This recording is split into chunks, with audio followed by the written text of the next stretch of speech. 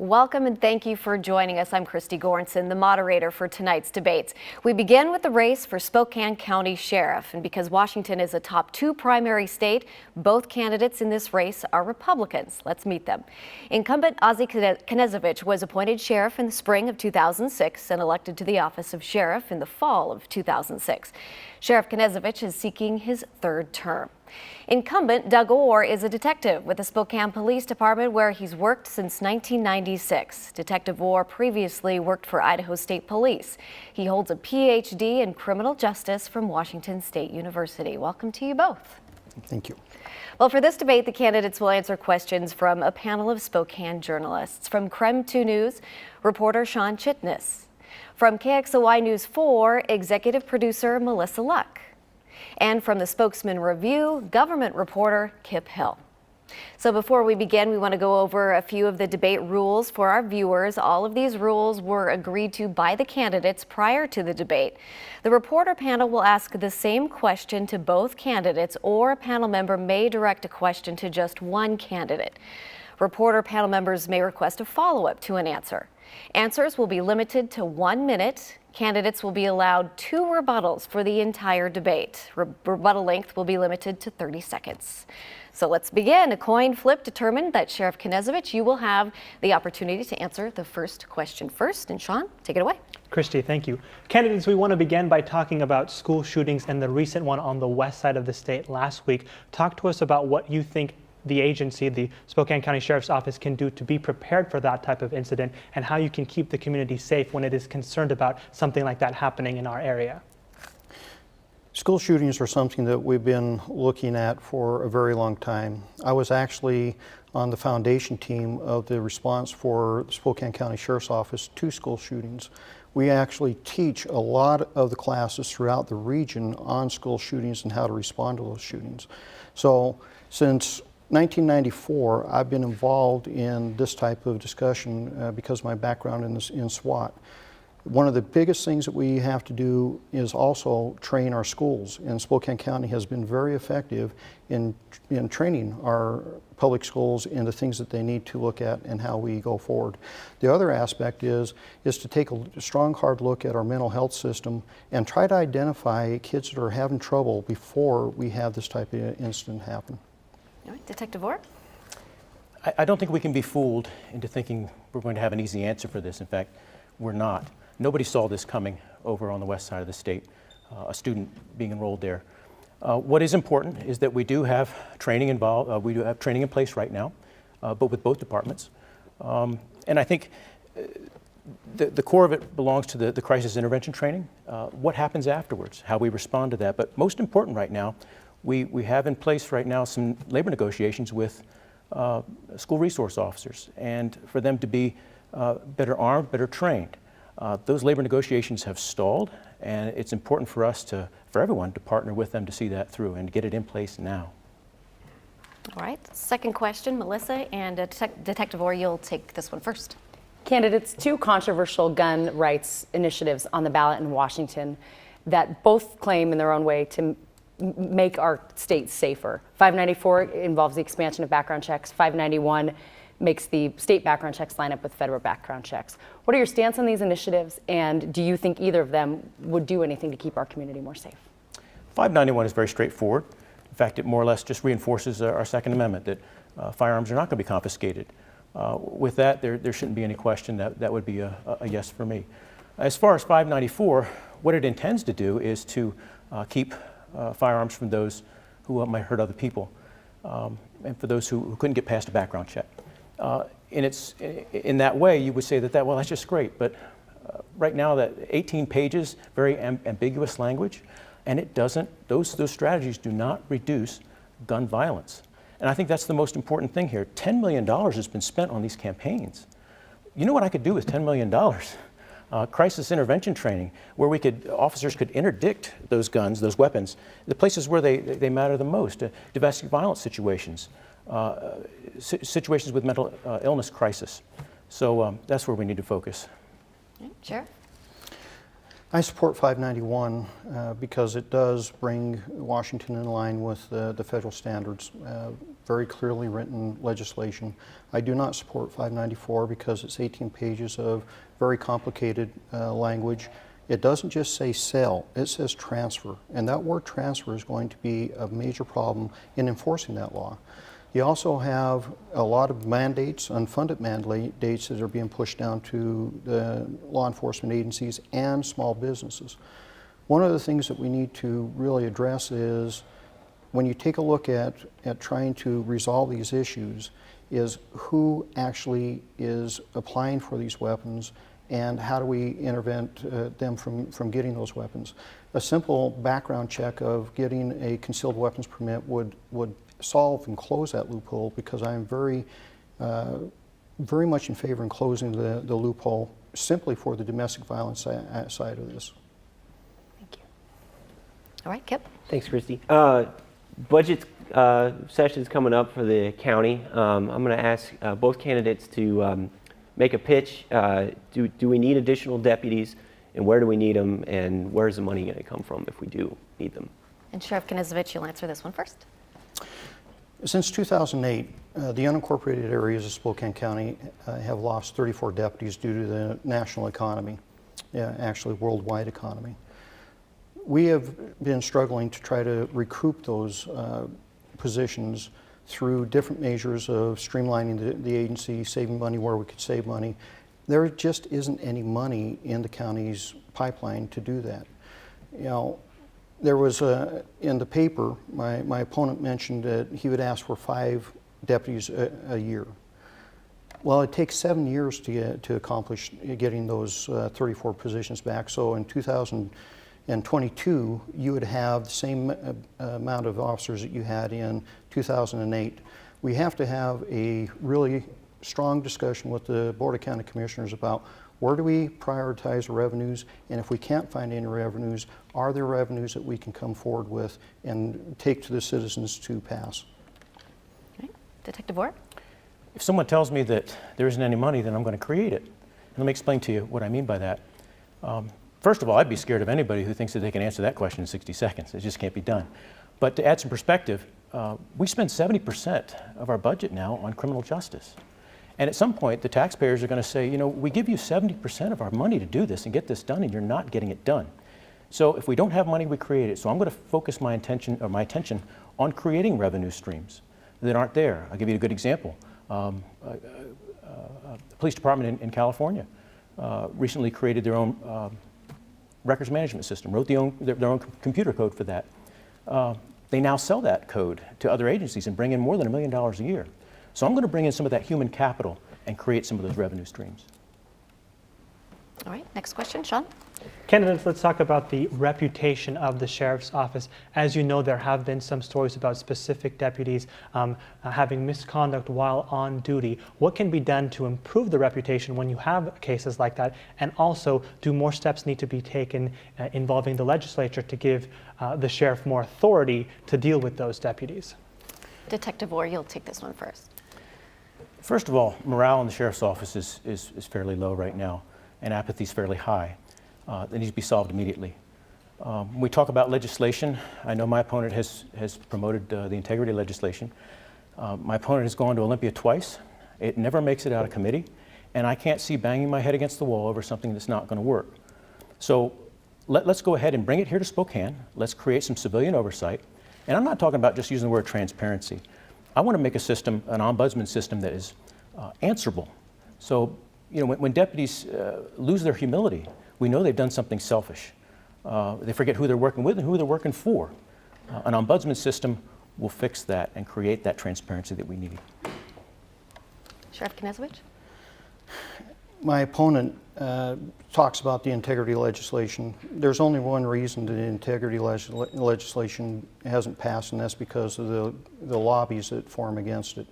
He's endorsed by the lobbies that fought the implementation of the legislation that simply said you shouldn't commit crimes on duty, nor should you lie. And it left it up to the arbitrator to determine if we had proven our point. There have been roughly 54 people within the Sheriff's Office that did not wear their badge with honor and were removed from service. Only 4 of those were returned by arbitrators. And if you read the arbitration decision, it wasn't because of anything that we did. in those investigations, it was very arbitrary decisions. We need to find a system and pass a law that if an arbitrator agrees with us, then they have to stay with our findings. An ombudsman, I'm working towards that right now. I've presented that to the Board of County Commissioners, but an ombudsman is not for internal investigations, it is for the outside to look inside. But can I have a rebuttal. Okay, go ahead, 30 seconds. It was interesting what my opponent just said there, that he sent 54 on off the job and he's only been overturned 4 times. That's a little deceiving. My opponent, I wish, would talk about how many times he's gone to grievance and then how many times he's been overturned. And that would show you the record that he has. This is about following the law. This is about following the law. It's about due process and giving everyone, no matter if they're Joe repeat offender or if they're a Silver Star deputy, giving them due process. Did you have a follow-up question? I was just going to say to both of you candidates, what about the reflection on the leader of that agency and how would you deal with that? Doesn't that require you to do something more regardless of getting other agencies or organizations involved? Sheriff? We have a very strong reputation within the community. If you talk to the citizens out there, they know that one thing, the Spokane County Sheriff's Office is held to very high standards.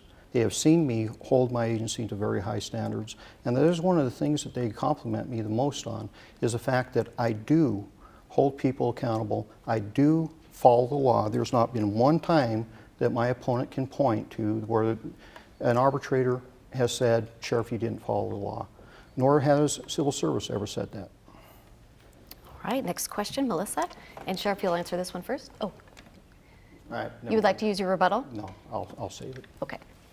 You talked about endorsement, Sheriff, and I think that leads nicely into our next question. The Deputies Union has endorsed your opponent. I want to talk to you, Detective Orr, about what do you think that means moving forward? And to Sheriff Ozzie Knezovich, do you feel like in some ways maybe, have you lost the room? And maybe this legislation and the push for that has had something to do with that? Sheriff? I have not lost the support of the rank and file. The union leadership is different than the rank and file. The rank and file is very upset about how their union leadership handled that endorsement. As a matter of fact, they have asked a couple of times for a new vote on that.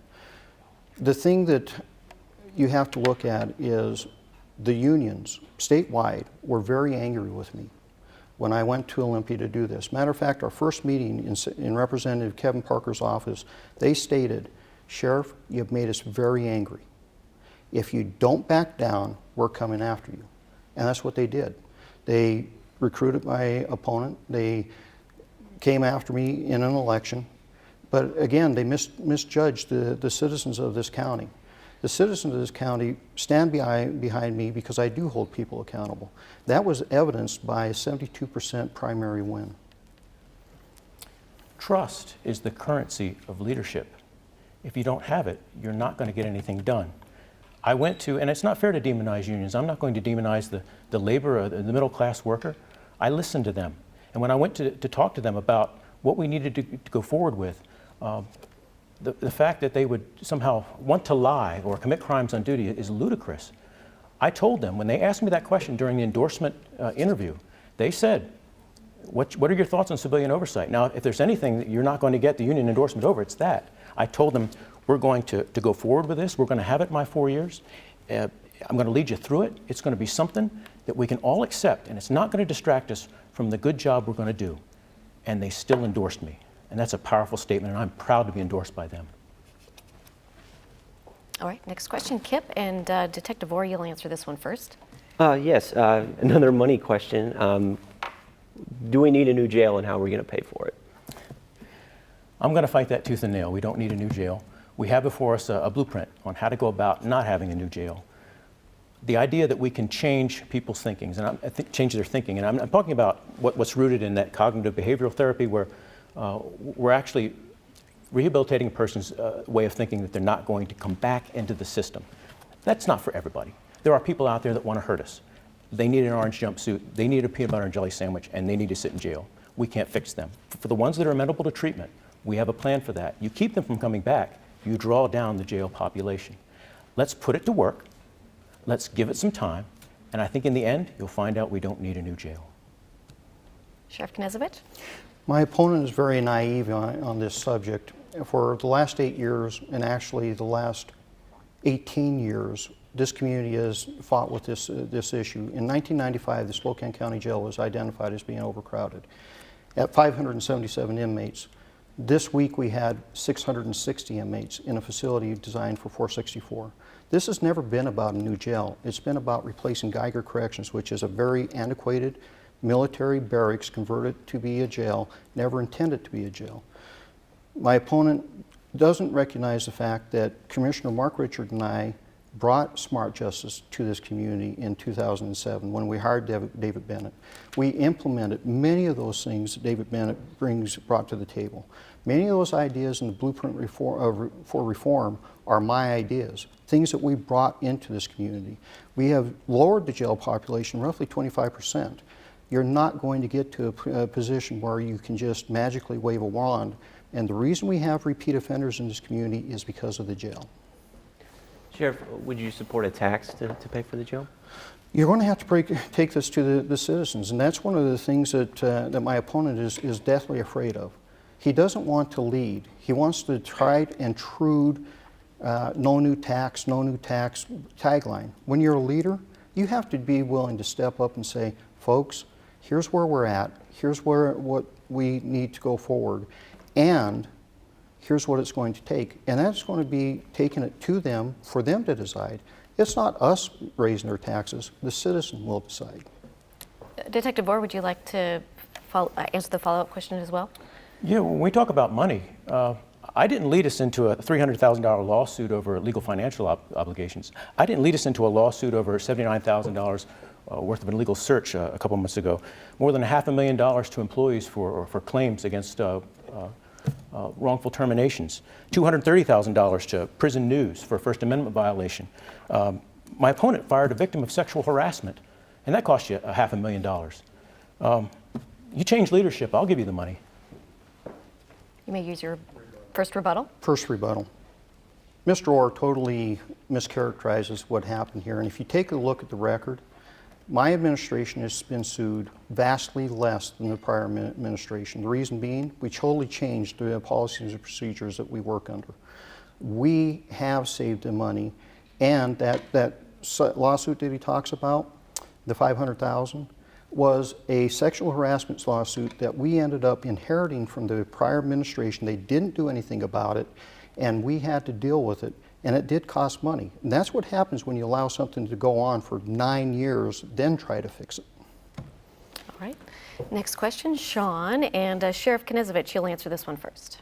Well, Sheriff, you did just bring up the issue of repeat offenders and the relationship to jail, but what about the court system in general? Candidates, what can be done, especially in your position as sheriff, to keep some of these criminals from coming back out just days after they were initially booked? One of the things that you have to take a look at is how did we end up with repeat offenders? And that's because we're not holding them accountable. We're not holding them in jail when they need to be held in jail. They get booked, within 3 days they're out on the street. And you ask any deputy or officer out there, they get told that by the criminal element all the time. We'll be out in 3 days. You have to have a situation where you have accountability. In order for smart justice to work, in order for the blueprint for reform to work, you have to have one key thing, and that is an empty jail bed. To hold people accountable when they violate their programming, when we try to steer them out of that criminal path, if they choose to go back to that path, there has to be swift and certain justice on that. That is one of the things my opponent just does not understand about smart justice in the jail. You have to have that empty jail bed. If you don't, you're going to end up with repeat offenders because we arrest them. We know who they are. We actually track our crime rates when they're in and out of jail. We need to be able to keep them in jail and they need to be held accountable. Let me take off my police hat and put on my academic hat here for just a second. Good policy is built on empirical foundation. In other words, research. Number two, it's built on good training. And number three, it has an accountability measure of some sort. My opponent says I don't understand policy or research, and that I'm afraid to go forward. We have a good blueprint ahead of us. It includes a screening tool for the judges. Right now, we have to have someone that can enact policy and implement it. That person is me, through the Vancouver Project for patrol officers, identifying those repeat offenders, excising them from the county, And then also the burglary profile that I'm going to bring. Increasing clearance rates, 400%. Tripling the potential for arrest. Those scientific, well-founded ideas that we can bring here to Spokane County. All right, Sheriff, your second and My final second rebuttal. and final rebuttal. My opponent talks about this burglary aspect that he's going to bring to Spokane. The problem is it came from Daytona Beach. It was a PhD study. If you read that study, it clearly states that it is not vetted. It needs to be fully vetted. These arrest rates, correlation to 400%, haven't been vetted. And the chief of police said this, and here, this is a letter from him. Dr. Hunn's study and hypothesis are just a small component of his overall strategies. What he is trying to base his burglary aspect on is a 9-page PhD light study that was never vetted. All right, Melissa, you have the next question. Can I And have a rebuttal, please? you may. Your second and final rebuttal. That was co-authored, that study was co-authored by the chief of police of Daytona Beach, and it was co-authored by Dr. David Farrington, one of the top 3 criminologists in the world. Don't be afraid to bring that here. It's innovative. I'm going to make it work. All right, and Detective Orr, you'll take this next question first. Melissa? Those of us that live in Spokane County are lucky that most of us will never be the victim of violent crime. But property crime, it could be happening to us in the parking lot right now. There's been some recent high-profile cases where burglary rings busted up. But what would you do to increase this and make the people of Spokane feel like this is a priority? Because right now, whatever the numbers show, people in Spokane do not believe that this is a priority for either agency. I've knocked on probably 10,000 doors during this campaign. And I'd say more than half of them that actually step out and talk to me each have their own property crime story. And we can talk about successes we've had in lowering the property crime rate here and there, but you talk to that person who gets victimized, property crime is up for them 100%. We do have partnerships available to us through COPS and through SCOPE. Some of those just need to be fine-tuned just a little bit, but those programs are there. And I'm going to expand those and probably consolidate them a little bit. Sure. My opponent talks about researched philosophies. We implemented one of the most researched philosophies in 2007, which is intelligence-led policing. That has aided us in identifying not only where and how crimes are being committed, but who's committing those crimes.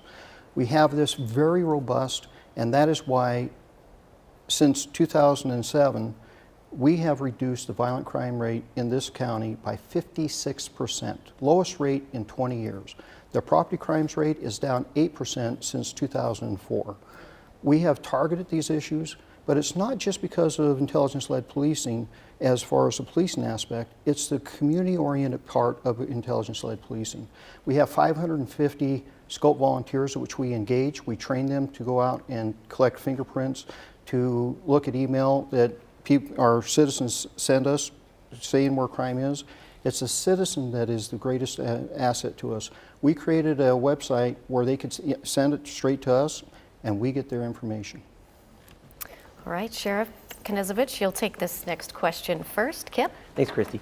The lateral vascular neck restraint is a non-lethal method that deputies use to take down a subject who is presenting a risk to them. We know this. It's been used in several counties across the nation and has spawned some lawsuits. King County recently decided it was going to train deputies again to use this hold after a 10-year absence. It's used in Spokane County. Sheriff, do you think we need to take another look at this, and is it being used properly in the community? With any training aspect and with any tool that you use, you always have to take a look at, are we applying this correctly? Are we training correctly? Those are all the questions that get asked every time that you have a use of force situation. We are currently researching the LVNR aspect. The state criminal justice has just re-implemented LVNR, the neck restraint, back into the curricula at the basic academy. They stand behind its safety. We are actually reading a study right now from Canada, because Canada has just given their blessing on the LVNR. So we always take a look at anything that has potential of life safety issues. But when you take a look at it, LVNR is being used throughout the state, and the country of Canada has just stated it's a very effective and safe tool. When we talk about use of force, sometimes it's more about how it looks and how it sounds. If you use the word lateral neck restraint, people don't really know what you're talking about. You use the word chokehold and everyone knows what you're talking about. We train people in how to defend themselves, train officers how to defend themselves with nightsticks. Watching that on TV, an officer defend himself with a nightstick could be misinterpreted. The lateral neck restraint is a safe tool. Each tool, you'll find that when we use them, it'll increase officer injuries or it'll decrease officer injuries. It'll increase injuries to the suspect or decrease injuries to the suspect. More and better research, but the lateral neck restraint can be used safely by officers in the field. All right, Detective Orr, you'll answer this next question first, and this is going to be our last question, so we'll limit your answer to 30 seconds. And Sean, this is yours. Candidates, let's just talk about a couple things that Spokane Police has done. One, taking SWAT and rebranding it to Emergency Response Unit, and also using body cameras. Are those things you would like to see the Sheriff's Office do? Detective. Yes, I believe already there's been a pilot program for the body cameras. That needs to be extended. We have to negotiate that with labor, of course, to have a full concept as it applies to civilian oversight so that we can use them in disciplinary measures. That has to happen right now. And again, creating that partnership with labor is very important. I don't demonize labor. I see them as an asset, not a liability. And that's where I'm going to start. All right, Sheriff. The answer is yes to both. You need body cameras, and we need to make sure that we are looking at all aspects of that particular system. We have done our trial. We are actually in negotiations with labor, and that started 2 years ago. We gave them just recently the new policy that we've come up with. We're waiting for them to come back.